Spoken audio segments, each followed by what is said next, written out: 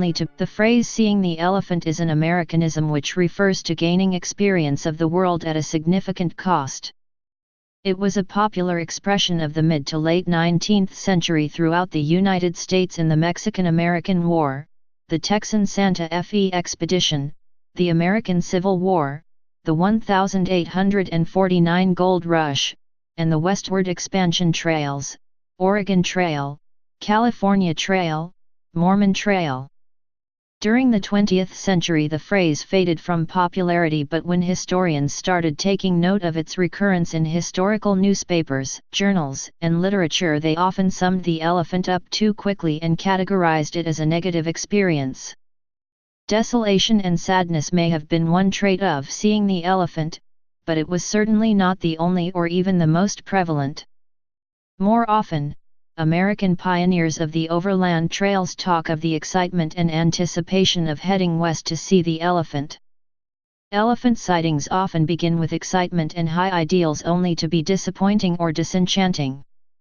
The high excitement followed by the low frustrations are what epitomize the elephant as something most wanted to see but few would have wanted to see again. Origins. As early as 1590, the English used the idiom to see the lions, which is a likely ancestor to seeing the elephant. This referred to the Tower of London, which is thought to have been one of the world's oldest zoos. The monarchs kept a menagerie of animals inside the tower, including several types of cats. Travelers and visitors were hopeful for a glimpse of the animals, especially the lion, which was the living emblem of the king. In comparison to the American elephant seen by Easterners or city people in the country, the English lion was seen by country peasants in the city. The phrase took on its American in 1796 with exhibitor Jacob Crown and Shield's Asian elephant display in New York City, at the corner of Beaver and Broadway. A young, 8-foot-tall animal was shipped from India to become the first live elephant exhibition in America. It drew visitors from as far as Pennsylvania and Virginia, making "I Saw the Elephant" into a famous claim of worldly experience. The fixed exhibition had gained such renown that, in 1808, Hashalia Bailey purchased Old Bet from Crown and Shield for $1,000, and while this was a steep price tag, the hefty returns on his purchase allowed him to later invest in more animals. Old Bet traveled extensively with Bailey, charging 25 cents for the curious to see the elephant. The phrase was shown to have possibly gained widespread usage by the 1830s from the book Georgia Scenes, published in 1835 by regional author Augustus Baldwin Longstreet.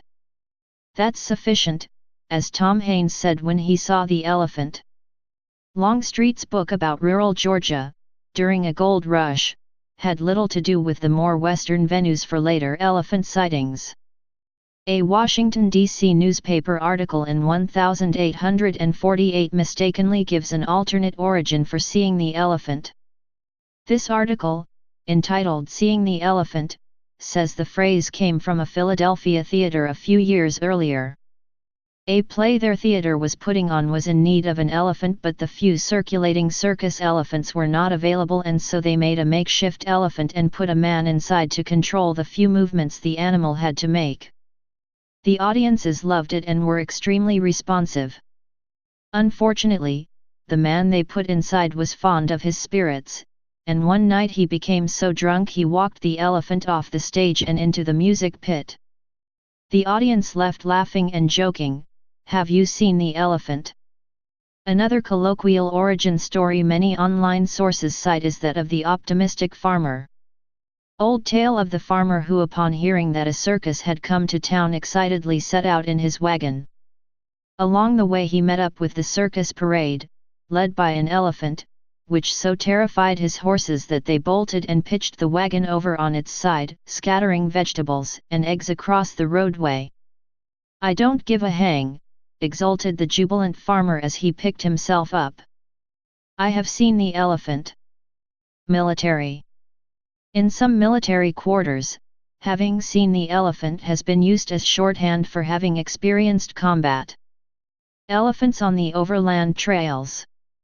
The first references of elephants in trail narratives and letters are positive allusions. Hopes at the beginning of the trail tended to be high, and the elephant excitement directly linked to this level of anticipation.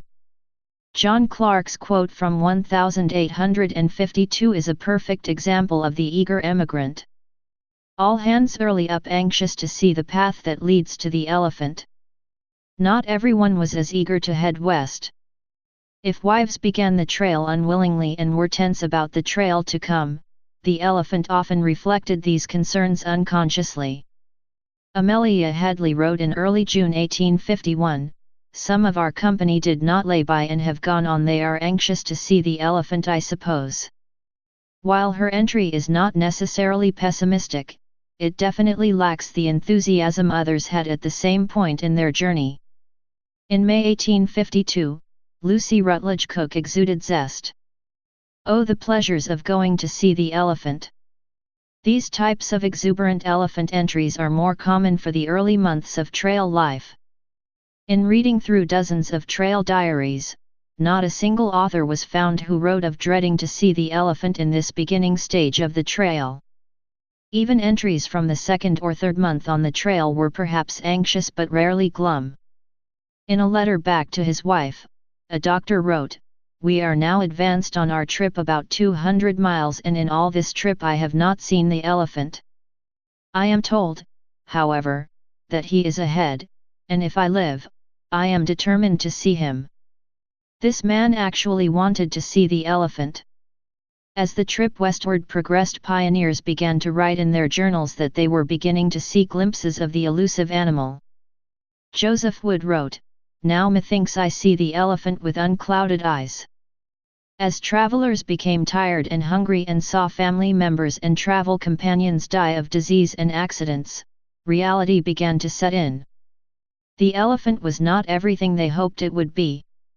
On June 3, 1852, Polly Coon wrote, "Found our mess very much dejected with their nights watching and drenching, but consoled themselves that they had seen some of the elephant. Everything being wet, we concluded to tarry 2 days and dry and repair and wash." Although the tone is dismal, Coon is still writing of the elephant not as a consequence but as a consolation or benefit of an unfortunate happenstance. In her case it was bad weather. Merrill Matz, the great Platte River road historian, found that bad weather was often a catalyst for pioneers to put the elephant in their journals. A hailstorm induced Walter Pigman, 1850, to write, "The boys concluded the elephant was somewhere in the neighborhood." During a storm in 1849, Niles Searles had a peep at his proboscis. Neither of these references paint the pachyderm in either a good or bad light, but the fact that its usage comes during vicious storms might allude to something more. Storms on the prairie can be dangerous but also tremendous and breathtaking. They probably wreaked havoc on wagons and stock, but the pioneers likely could not help but be impressed by the unmatched forces of nature at play on the open plains. This mixture of fear, misfortune, and overwhelming new experiences is at the center of the elephant emergence. One bad day was not often treated to elephant status in a pioneer's journal, but successive unfortunate days or occurrences were not only notable themselves but also noteworthy of an elephant reference. George Bonniwell, 1850, described incident after incident, including bad roads, no water or grass, and then wrote, "This is a trying time to the men and horses. I have just been to get grass, and got up to my tother end in mud." First glimpse of the elephant. In 1853, Helen Stewart described in her journal a botched river crossing, and then not even a day later her mother's leg was run over by the wagon. Pa said we were beginning to see the elephant. Bonniwell and Stewart's first glimpses of the elephant were common situations. Bad roads, no water or grass, and distressing river crossings were common issues dealt with on the trail. Even emigrants getting run over by their wagons were surprisingly common. First glimpses of the elephant were the most common journal entry. However, sometimes the first peak was not as remarkable as later more epic appearances that finally led pioneers like Abigail Scott Duniway, 1852, to acknowledge its presence. We had seen the elephant before we got there, but it is the cream of the whole route. We slipped through the Cascade Mountains between two storms. As the miles rolled on and the pioneers continued dealing with hardships, their optimistic attitudes plummeted and the elephant was used as a kind of scapegoat for their troubles. The elephant that had demonstrated their excitement was now portraying their concerns. The mythical animal that had embedded hopefulness in travelers was starting to present a different side. For many, this side was something they did not wish to view again.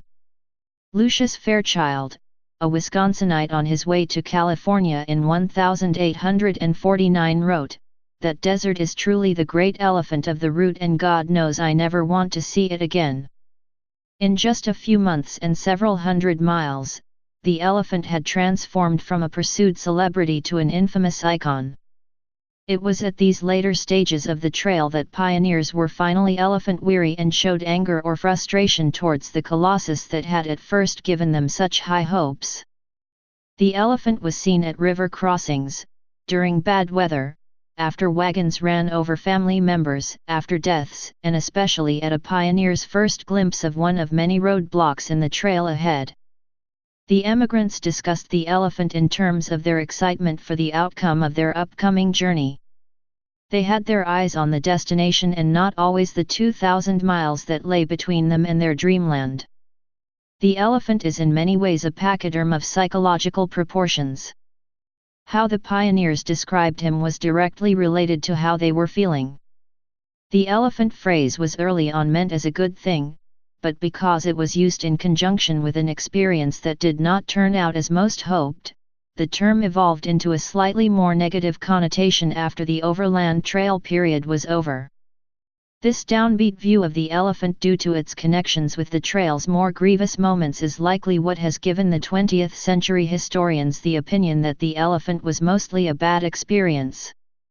The pessimism of the phrase retained this trait throughout much of its historiography. All narratives reveal trials, but not all trials are written in conjunction with the elephant. The mythic animal was more than just a term for an ordeal. It was an expression for a tribulation that was ironic or directly followed excitement of some kind. John Lewis' journal entry in 1852 may be the clearest use of the elephant and clearly summarizes everything the elephant symbolizes: excitement followed by troubles, which leads to disenchantment. After Lewis' sightseeing trip to Courthouse Rock he wrote, "We didn't suppose it to be more than 1 or 2 miles from the road we went on foot, but as we found it to be at least 4 miles our trip was not so easy as we supposed, but like all the rest we must see the elephant, and some of the party did see his back before they got to camp, as some of them was out till 9 o'clock. Courthouse Rock was a popular visual attraction on the landscape. These large monoliths were exciting trail markers that unfortunately were not always accessible for up-close perusal. Independence Rock has etchings all over its expansive base from travelers leaving their name, but Courthouse Rock was not as close to the main vein of the trail, and so if pioneers wanted to see it they had to take side trips." Merrill Matz attributes the lack of depth perception to altitude. This misled many sightseers to think it was much closer than it was. John Lewis was one of these disillusioned tourists that in many ways can be universally compared to the average pioneer on the trail. He wanted to see the butte that was a once-in-a-lifetime view of this entity, but the distance to see it and the extra work this entailed was more than he was expecting. Hence, while Courthouse Rock was massive and breathtaking, Lewis' overall experience of going so far out of his way was unexpected and disenchanting. Brothel and saloon elephants. The ambiguity of the colloquial phrase "seeing the elephant" is likely what led to it being used as a euphemism or slang for Western saloons and brothels throughout the end of the 19th century. A picture of a red light district in 1890s Colorado has the caption, "The Row, Cripple Creek, a part of town where everybody goes to see the elephant." This use of the elephant in regards to brothels was not a one-time use of the term. Coney Island, New York, also shows signs of the elephant referring to brothels or the prostitution trade.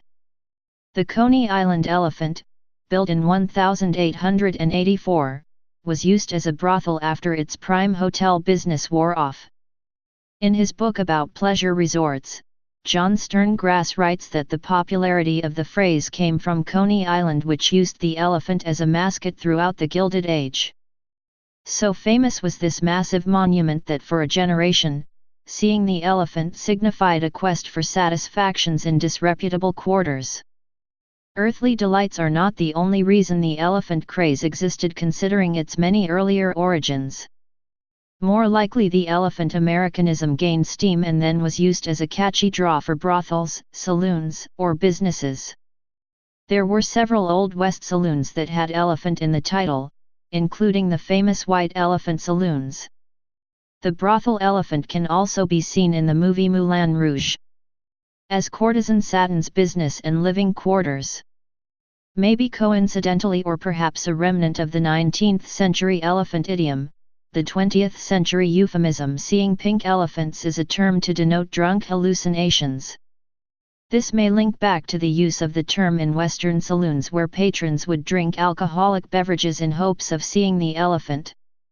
Also meaningful is the link between the pink elephants as a hallucination and the 19th century elephant as a mythical elephant that never appeared in tangible form but as an imaginary vision. Media.